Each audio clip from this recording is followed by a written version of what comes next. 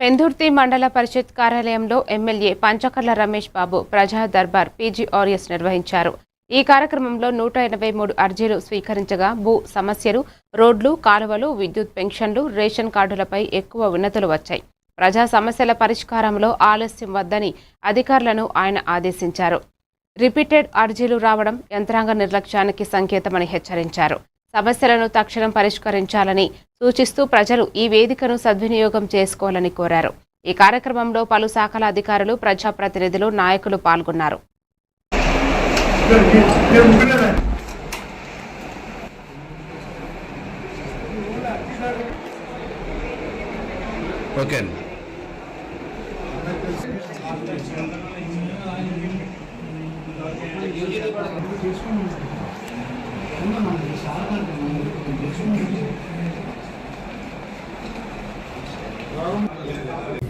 అందరికీ నమస్కారం. ఈరోజు పెందుర్తి మండల ఆఫీసులో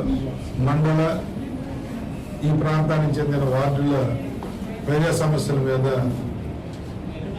అధికారులు మేము కూడా కూర్చోవడం జరిగింది.